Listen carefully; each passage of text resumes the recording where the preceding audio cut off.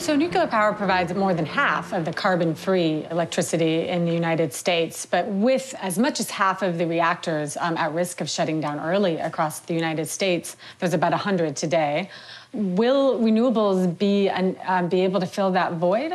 Possibly, but we are in a sufficiently grave climate situation that I do think that keeping carbon-free sources of power in the mix is important. But there's a lot of environmental groups, such as the Sierra Club, for example, that don't agree with you.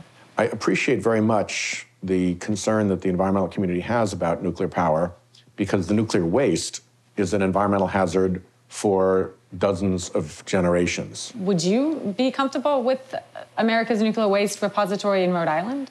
Of course not.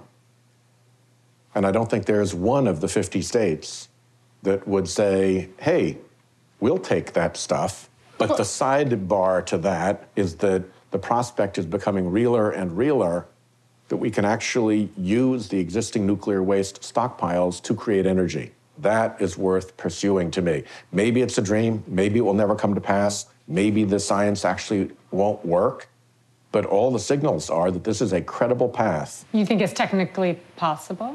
That's what I'm told by people who know better than I do. And by people who are investing real money to back them. But at this point, carbon emissions are really imperiling our planet. We continue to subsidize fossil fuel at appalling rates, according to the International Monetary Fund, $700 billion per year just in America.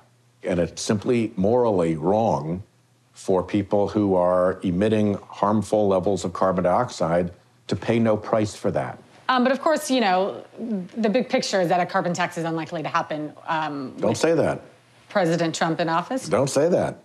The only reason that a price on carbon is unlikely is because the politics around it are dominated by the fossil fuel industry's relentless opposition to stop and crush any action on climate change. It's a huge danger to our American reputation in a planet that more than ever needs American leadership.